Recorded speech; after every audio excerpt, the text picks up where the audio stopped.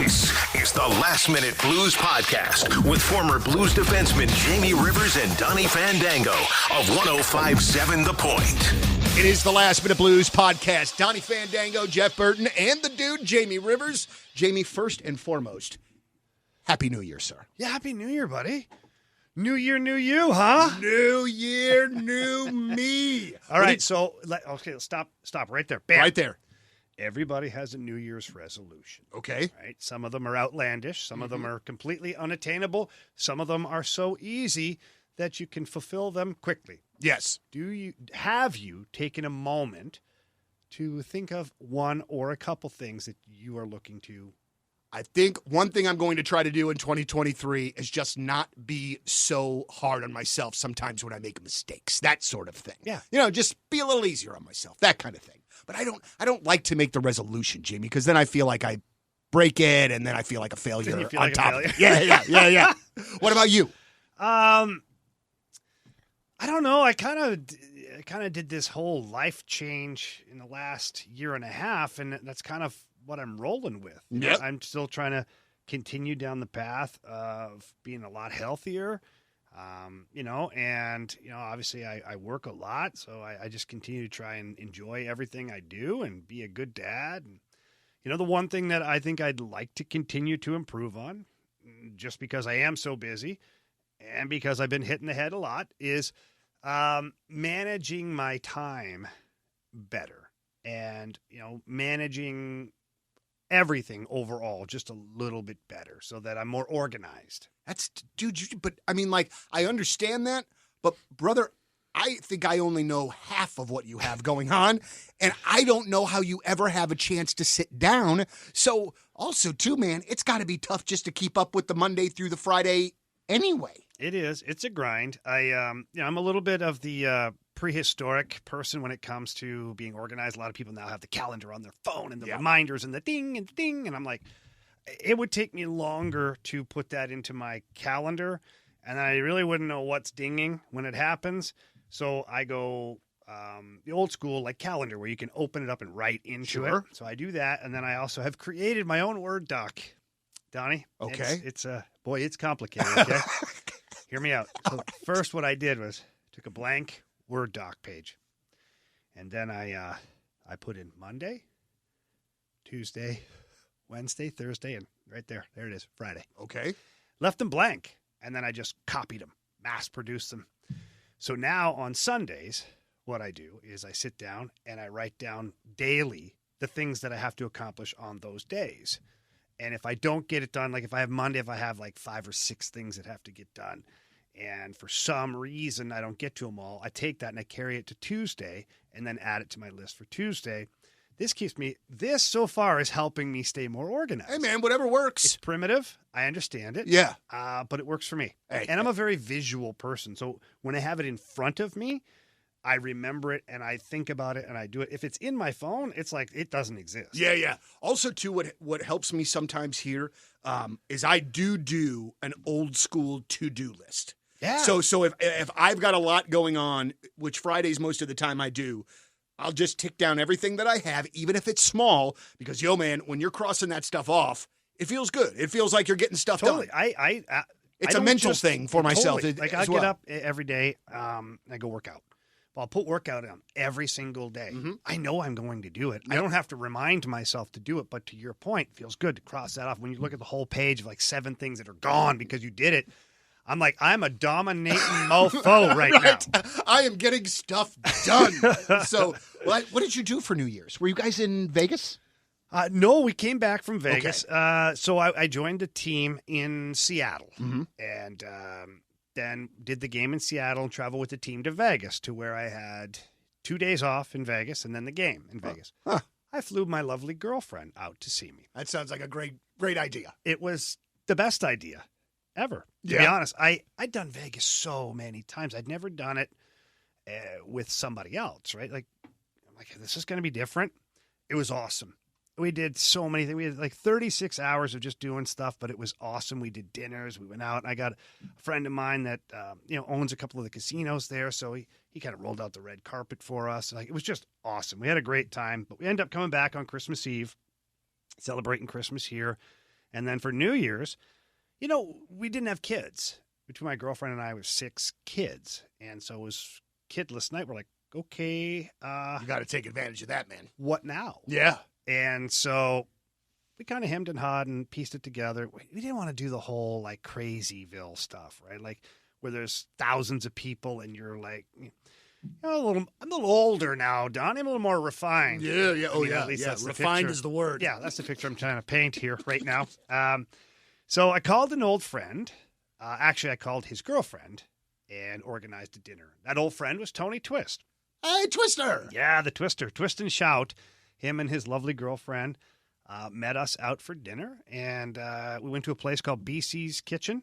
It's out in the Meadows, out in St. Charles area. Cardwell's, Bill Cardwell, the guy. I've heard, yeah. I know that in name. Clayton area. Yes, yeah. Well, that shut down, and this is like an offspring of that. So it was really awesome. We it was crazy because Twister and I, we hang out, but we haven't really hung out that much. It's a 3-hour dinner. We sat there, we eating and having laughs and just reminiscing and telling stories, and then the girls are looking at us like, what on earth are we doing with these guys type thing. And then we went over to Maristar, went to the Bottleneck Blues Bar. They had a good little band playing there, and we rung in the new year over to Maristar, and then we're like, okay, we're good. Yep. That's it, everybody. Time to go roll before home. I turn into a pumpkin. What'd you do? You know what? It was the best New Year's that I've had in forever. I got to be careful how this sounds. So Mary was out of town. It was just me and Dexter and Ava, my 2 youngest. Ava went to a party with her friends, so it was me and Dexter. I asked Dexter what he wanted to do. He said he wanted wings and stuffed crust pizza and to watch one of the New Year's Eve shows. So... we got a stuffed crust pizza. We got some wings. At 12:30, we went and picked up my daughter. I was home with everybody by 12:45, in bed a little after 1 o'clock, and it was perfect. But, I am not my early radio career, the first 3 years that I did radio, I did Sunday nights at the Oz every single Sunday. Wow. So I think... Oh, the memories. Man, I think I just got so much of my drinking stuff out of the way between 21 and 25 that I have no desire to do that and to have the hangover thing anymore. Yeah. So I'll be the designated driver from here on out, and I don't mind it. Well, that's good to know, Donnie. Yeah, absolutely. No. Thank you. You're hired. Yeah. Oh, but you'll be the wise ass that'll call me right when the Bills game's getting ready to start and say that you need a ride or something along those lines. How am I supposed to know? It would just be a coincidence. Why would you ever know? One thing, and I just thought of it. Obviously I'm a Bills guy. Obviously I'm a sports guy. But the way that the sports world and the NFL has reacted to the situation with the Buffalo Bills player, I just think has been really remarkable. Yeah. The way the Bengals were, the organization, the fans, for the love of Pete, it's just been a really amazing thing to see. So I've been through a couple of those situations. The Chris Pronger situation. Yeah, were you there? Yeah, I was on that team. And so that was handled one way to where, Prongs, his heart stopped, he dropped, they had to administer CPR and all that stuff. But the game didn't stop. The game kept going. It's unprecedented, right? And nobody really knew what the heck had happened to Prongs. And because it's playoffs, nobody says anything because you don't want the other team to know, all this other stuff. And so Prongs, he made a quick recovery, which was awesome. He spent the night in Detroit that night, flew back the next day. Then he was at morning skate and played. So it was amazing. The doctors did a fantastic job of keeping him alive for one thing. But then it was just one of those things that happened in the league. They didn't really have to alter anything because it got cleared up so quickly. So that was one situation where I was a part of that. The other one was Yuri Fisher in Detroit. Okay. And Yuri Fisher was a defenseman with the Red Wings. Long time, too, right? Chelios and I are sitting on the bench next to Yuri Fisher, and he falls off the back of the bench. This had happened before. The old Joe Louis, you had a bench, and it's like if you come over the boards too hot and you go to sit down, you overshoot the wooden bench and you end up on your ass on the ground. Sure. It's usually a funny thing. Right. Okay? So when this happened, Chelly and I started laughing. And then we realized that don't look right. And we didn't realize. And then Chelly starts to yell, and the trainer's coming down. And now Mike Ilitch, who was Mr. I, the owner of the Red Wings, rest in peace, what an amazing human being he was. But he was the first one, I believe, to mandate that the doctors sit right near the bench. And so when this happened, we had doctors jumping over the railing down the tunnel, like 10, 12, 15 feet down in the air to the ground, and CPR to Yuri Fisher right away. Pete Van Zandt, our trainer, come down, cutting open the jersey. They got the little AED, the electric defib out.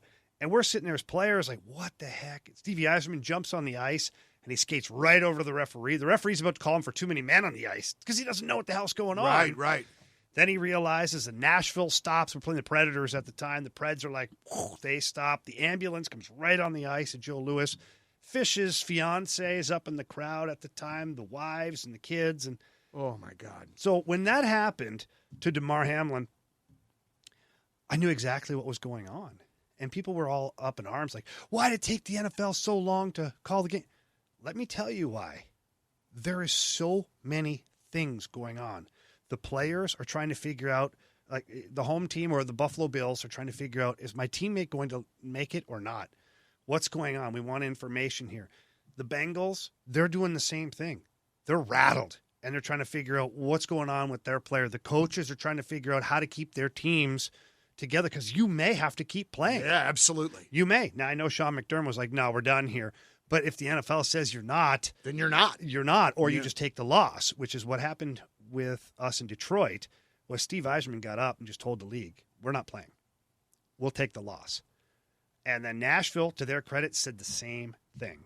So the league, we replayed the game like 2 months later, a month and a half later, and we were down by a goal. So the game started 1-0 for Nashville way down the road. But we had the luxury of playing another half a season before, or a quarter of a season. Like, it wasn't the last game of the season for us like it was the Bills and the Bengals. But there's so much chaos going on at that point. The league is trying to figure out what they're going to do. They're looking at the schedule, and then they're evaluating the situation. The league is making sure they're not losing a player on the field as well. And so all of the stuff that's happening, the NFL, I think I firmly believe they handled it the right way. Mm-hmm. They got all their ducks in a row and were able to then go, you know what? Game is canceled. Right. We'll figure this out at another time. Mm-hmm. And everybody go about your merry way and make sure that, one, your teammate is doing okay, and your families. Go see your families and, love on each other. And listen, this is another conversation for another time, but obviously where my allegiances lie in this particular situation, but even more so, I'm a fan of humans. Yeah. So I like to see humans win. I understand that people wanted that game to be canceled 10 minutes after this all went down, but like you said, there was a million things that were going on that we weren't seeing.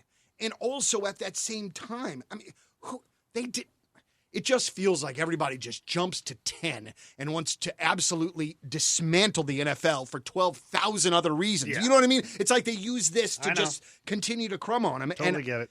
I saw so many Bengals fans and Bills fans hugging each other, and like it was just. It was bigger than a game. Dude, it was wonderful. Yeah. Because it was genuine. It wasn't BS. You know what I mean? And it was just really it was really something else. And just as a huge fan of the Buffalo Bills, I did not think that it was possible for me to love my team any more than I did previously. Mm. But boy, oh boy, here we are. Like Bills Mafia. $7 million. But you know what the thing about that is? So they raised $7 million for Hamlin's thing. But the greatest part about that, not just Bills Mafia. No, but they're the ones who pioneer. Yeah. They're always the ones who kind of kickstart that going, hey, we're into this. And then once the craziness in a positive way starts to happen with like 500,000, $1 million, they're hitting 2 million. Now everybody's like all eyeballs on this. And like, hey, we're in too. Well, dude, it was like Chris Jericho, the wrestler. Yeah. Dude, he donated. Y2J. Dude, he donated $10,000. Tom Brady, $5,000. Like, it was just like, man, like it was just really amazingly wonderful to see. And also, too, man, it puts the sports in perspective for me because I know I take it way too seriously. I was on my couch that Monday night before all that happened, just like white-knuckled. It's a big game. It was a huge game. I know. But perspective is very much needed. I think that was good. I think it was good for society in general, especially, with the temperature of things the way they get sometimes. I don't think it was positive that he got hurt. No. So I want to make sure our listeners understand that too. I don't ever see any positive in that. The positive I'm drawing is the reaction from people and the being a human being following that. So for that, I was very pleased with how people reacted. Yeah. If you're a player. Yeah. And you're playing whatever the next game is, how do you keep your wits about you?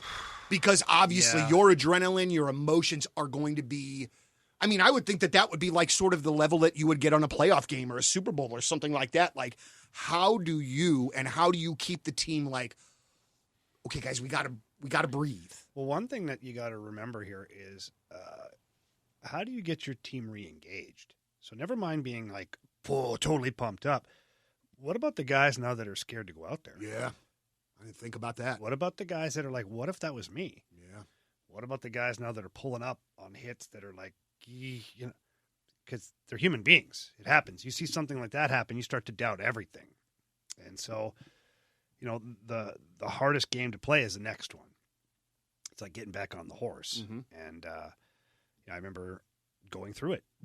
The playoff one with Chris Pronger, that wasn't as difficult because Prongs was okay very quickly. Mm-hmm. And he himself was back on the ice. So it's like, okay, it's a little bit of a moment where like, okay, wow, that was serious. But then you're like, okay, he's back. Yep. Let's get back to business. Mm-hmm. But the Yuri Fisher thing, that stuck with us, man.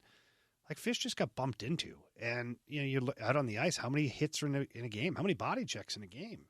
Like, what, there's like 30 each side? So let's say 60 that are being registered, but there's a lot more body contact than that goes on. Like anybody, like you could be hit at any time and go through the same stuff.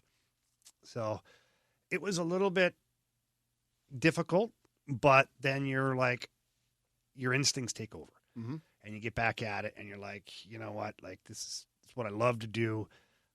Of course it's your job, but you get back to what you should do quickly, and then you're motivated. You want to win for your teammate. You want to do great things. You want to do great things for your fan base and all that. But I think it's not all that hard to keep it dialed in because I believe that you have a lot more perspective following that. So even though you're amped up like with a purpose. Yeah, makes sense. So over holiday break, the kiddos and Mary all got in to see Dr. Maxwell and the staff at Crestwood Dental Group for the dental cleanings and such. And with both of my kids having braces, just so important that we get in there, make sure that the teeth are in great shape, and they are. And a lot of that is due to Dr. Maxwell and his staff at Crestwood Dental Group. Listen, if you want to find out more about Dr. Maxwell and the staff there, you need a dentist, the family needs a dentist, 314-820-0909. That's 314-820-0909. Listen, I like Dr. Maxwell because, one, he loves St. Louis sports, so we got a lot to talk about. But two, he's always learning, trying to make it easier on the patient every time that they come in.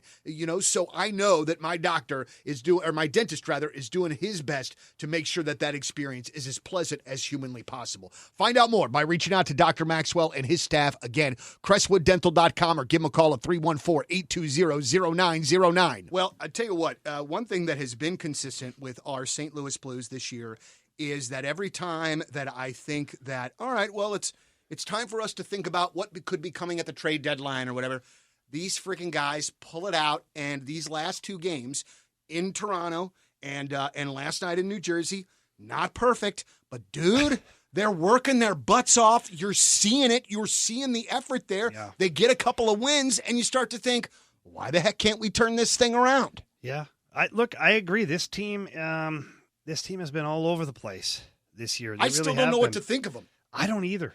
I really don't. But I do like what I'm seeing here in the last couple of games. Not that I didn't like having Ryan O'Reilly and Vladimir Tarasenko in the lineup. I'd rather have them on the ice right now doing the same things. Trust me. But sometimes adversity galvanizes a group in different ways. And then you have an influx of some young energy that hits your lineup from the minors that they don't really know what's been going on here because they haven't been here. So they don't care. Like, I'm here to play, man. Mm-hmm. Give me my stick. So I like what I'm seeing. And Jordan Binnington, I will die on this hill. He has been fantastic all season long. Yeah. And on the fast lane, we get texters that push back all the time. If he was great, look at his numbers. Really? Go ahead. Look at his numbers. Go back and watch every single game that the Blues have won this year and take a look at some of the timely saves he's made. The other night against Toronto, his numbers were terrible. 25 shots, 5 goals. Without Jordan Binnington, you lose the game by 3. 100%. Well, and I don't even remember what shot, but there was a shot towards the end of the And a third. breakaway. Well, dude, he just absolutely stoned him. And JK even said at the time, was like, remember that save. Yeah. He makes the big save when he needs to. Well, look at yesterday. How many big saves he make to the Devils? At one point, I didn't know if the Blues had sticks. They had 11 shots on goal, and it was like 28-11, the shots on goal at one point. I was like, oh, my Lanta. There's a second period. And then Binnington's going post to post, making saves, and blocker save, pad save, glove save. Where are you without that guy right now? Right, absolutely so. I just want people to realize it. And also, too, man, and I didn't mean to interrupt you, but I don't understand why the people that complain about Binnington don't see the glaring lack of defense on most of the goals in which that are scored, man. Well, the grade A chances that are being given up, even last night, Dude. goes off the charts. How do you minimize that? How? Because it seems like Donnie. that part hasn't stopped, but also, too, I've been meaning to ask you this for a couple of weeks. Okay. So, obviously, offense is up in the NHL, big time. Yes. So are what we seeing with the Blues, is that something that's just fairly common with other teams, or are we I feel like we're still lacking here. I think it's some of the pieces are common, but we're giving up too many grade A chances. Mm-hmm. I don't like our puck management on a consistent basis. I feel like there's always that extra pass, that sideways pass, whether it's at the red line or at the other team's blue line that gets picked off. It kills your momentum. It kills your forecheck. It creates gaps between your defensemen and the opposition. The other teams are good now. They move the puck quickly. Their transition game is boom, right back in your face. It creates outnumbered situations. It doesn't allow your defense to join the attack with confidence. So for me, the puck management is number one. Part two of that is the defensive zone coverage is just, I don't know if it's a lack of knowledge about what the system is, a lack of effort, or the system is flawed. I'm not sure. And maybe it's a little piece of all of it. But what I'm watching is a Blues team that they treat their defensive zone like a penalty kill, almost, to where they're all in the middle of the ice, and then they go rushing out at the puck guy, and when he moves the puck, they go skating back to the middle of the ice. Well, good teams, what they figured out is they move the puck quickly and get it back. And now you're caught in transition, so then somebody else has to jump in and cover. Well, his guy's available now. And then the defense, the one thing that they're doing a better job of, I'd like to see even better, get out of the crease. Like the net front D is their heels are in the crease. It shouldn't be. And I was telling this to Anthony Stalter yesterday on the fast lane. Jimmy Roberts used to say when we were coming in the league, he's like, if you're standing there and you can spin in a circle and your stick doesn't hit anybody, you're not covering somebody. You're making a mistake because you should be close enough to somebody at all times to where you can disrupt them. And right now there's many times where the Blues are not. They're 4 feet, 5 feet away from a guy. That's all you need. Heck, you only need 2 feet in the NHL these days. Guy gets a puck, it's on his stick, off his stick, it's in the net. You're like, oh, what happened? Well, you didn't have him. Yeah. But I was in my spot. Doesn't matter. Just because the little X on the board says you should be here, you have to adapt because other teams are going to notice that, and then they're going to pull out into that soft little area in the low slot. And then when you collapse on that guy. So this scenario has presented itself many times. One, that guy jumps out in that low slot area and gets available because the net front defenseman is too close to the goalie and he can't get to him. So there's a quick little shot. John Tavares with the Leafs just last week here. That's the one on circle. He scored like that on the Blues. What happens then is your offside forward collapses down on that guy because he's like, oh my God, that guy's available. Well, guess who becomes available now? The offside defenseman or the forward who pops out into that spot a la William Nylander in Toronto, where he just popped out high slot. The Blues collapsed on the guy down low, left him wide open, one-timer goal. So I think that playing tighter, stick length away is always a good motto to have. And then when one guy becomes aggressive, the other guys have to be aggressive too. So the first guy that's defending can't go in there, stick on puck, and just be whacking away at the puck. Like, it's stick on puck, body through body. Eliminate the player. And that's the best way to do it. And then what happens, there's a chain reaction because that player who gets hit has to move the puck somewhere. Now the next guy stick on puck, body through body. And then the first guy who made the play, he stays within a foot of the original coverage so that the puck doesn't just go bouncing back to that guy and then he takes it to the net. So there's always a hit, pause, 2, 3, then retreat. Yeah, it just seems like a lot of time. A lot of running around right now. That's right. I was just going to say that, where they just feel like they're kind of scattered. You know what I mean? And it's happening. You just see it. So, but it is getting better. It is. There's improvement. It was way worse, but it could still use some improvement. So I think it was Monday or Tuesday. Jeremy Rutherford releases an article in The Athletic, and in that article talks about how there was a text message sent from GM Doug Armstrong to, I think it was Parayko, Saad, Shin, kind of just saying, hey, boys, we need you. Yep. This was after the injuries to O'Reilly and Tarasenko. And you obviously could tell me I'm crazy. It just feels strange to me that those kinds of conversations are necessary from the GM to the player. You're looking at it wrong. Okay. You're looking at it wrong. Good. So what I look at it is it's a general manager who realizes that 3 of his best players are out. Torrey Krug, Ryan O'Reilly, Vladimir Tarasenko. He's realizing that he hasn't had a consistent season from Parayko, Brandon Saad. I'm not going to say Braden Shen. Boy, I don't know how you can say that about Shen. No, but you're not saying that. What's happening here is Doug Armstrong is basically saying, hey, guys, listen, we're in one here right now. I need you guys to elevate. Mm-hmm. So it doesn't mean you haven't been playing hard. Like in the case of a Braden Shen, you know he's leaving it out on the ice every single night. Yeah. But, hey, Braden, guess what? Now you're not just that. Now you're the captain, too. Like, you're leading this group. Yeah. You know, like, even though you're not wearing a C, you're leading this group. You're the guy. A lot of eyeballs are going to turn to you right now. And how you play and, you know, how you lead by example will help this team. Yeah. And so, Brandon Saad, buddy, we got 4 years of you left here. We need more. Yeah, we man. need more from you. You can bring more. You're going to get more ice time. You're going to take on a bigger role. Colton Parayko, you're my alpha dog, right? Remember all that talk? Well, yeah. I need you to act like it now. So I look at it more as it's almost like a company that has a problem. Somewhere within the company, you're like, hey, all right, we all need to step up here. Mm-hmm. You know, we have a problem in sales or distribution or whatever. I need you to work weekends. I'm going to need you to work. We got to work this patch until we get through to the other side. Figure it out, right? Yeah. And so that's what I see that text message as. Not as like a, hey, you have to be reminded that you need to play better. No, it's a, hey, we're in one here. Yeah. Everybody's going to have to pick up their game. And I like the way the players have responded. And if that's the way Army went about it, which I believe he did, was he's reaching out to his team, basically not being vulnerable, but saying, hey, listen, this is our only chance. If we don't pick it up, then this team will not look the same down the stretch. It's up to you guys. Boy, and that's what's also kind of interesting about all of this as well, because there's so many what ifs. And if the team was playing, there's just so many what ifs with O'Reilly and Barbie and Tarasenko and all of these things.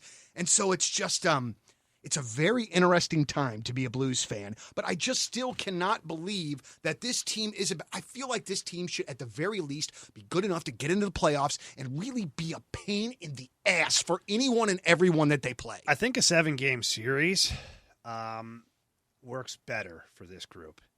I really do. I feel like these, one game here against the team, this game, this team, like, they should be more consistent. They should be able to elevate their game more. But to your point, I do think this is a playoff team, and whoever they have to play is not going to be happy about it. They may beat the Blues. They may. But I don't think it's going to be easy. And that's why I like this team right now, is that they're not nearly where they need to be, but they're creeping closer and closer to it.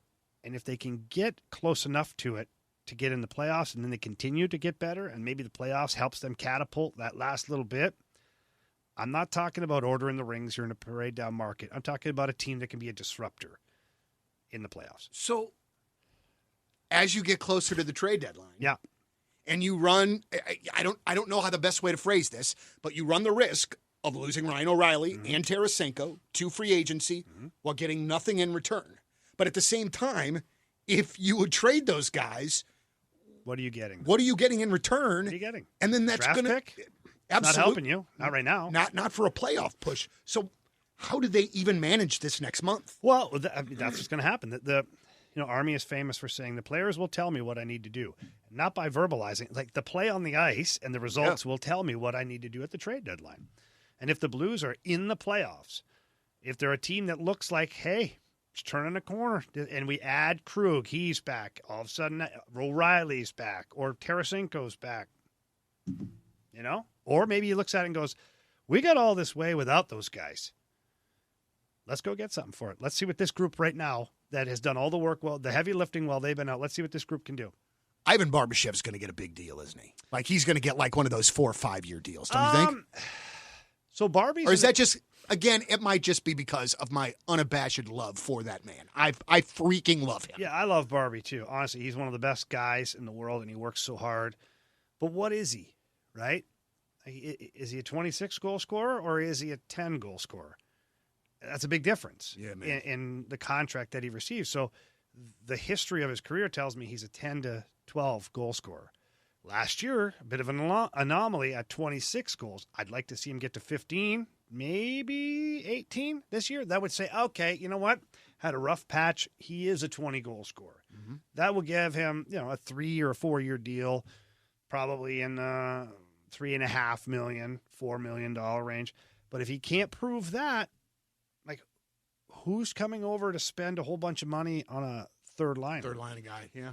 You know what I'm saying? No, absolutely. And it's not. I love Barbie. I'm completely removing emotion, and I'm being the business guy in this moment. Yeah. See, what we're doing different things. You are removing the emotion. I am putting the emotion into it. You know what I mean? If I had my way, I'd give Barbie a 5-year extension right now. I just love him, and also too, and I, and this is just a big if. And I'm not saying that I want this to happen because I don't. But if Ryan O'Reilly is not back here next year for whatever reason, he goes somewhere else in free agency. If Braden Shin is not the captain, I think I'm riding. I mean, and I love every player on that team, everyone. But Shinner has got to be the guy. I would think that that's the direction you go in, and then you, at that point, elevate Robert Thomas to an A. Mm-hmm.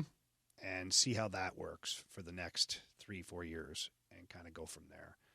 I can't see anybody else taking the C. Like Colton Parayko would be a guy you'd think, he's got the contract, got the term. He's not the guy. Yeah. He's a great assistant captain. I think that he leads very well as an individual, what you'd want your guys to act like and be like. But Schenner's your guy, in my opinion. I just imagine Braden Shin after a game.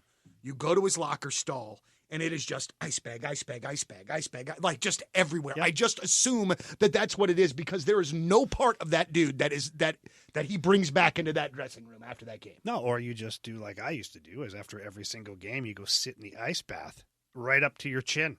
How long do you sit in that for? Well, you're supposed to sit in there for like 2.5 minutes, but I used to enjoy it. I'm sick and twisted like that, Donnie. Well, you're a Canadian. You're probably used to it in some way. I would sit in there for like 5 minutes and have a Bud Light. Man. So much so that I was actually online. I'm not kidding. I was telling my girlfriend last time, I'm buying an ice tub. She's like, what the hell are you talking about? And I was online looking at ice baths because I miss it. I'm like, what a perfect time right now to buy one of these little portable ice baths, put it out on the patio, fill it up with water. It's going to be cold as it is. And you just go to the store twice a week and buy like 2 or 3 bags of ice. And you're out there. Honey, it's that Rivers guy. He's out in the bath again, but he is in the short shorts, so you might want to watch. I don't know. He's got his tighties on. Right? Well, Blues with back-to-backers this weekend. They've got Montreal tomorrow and then Minnesota on Sunday.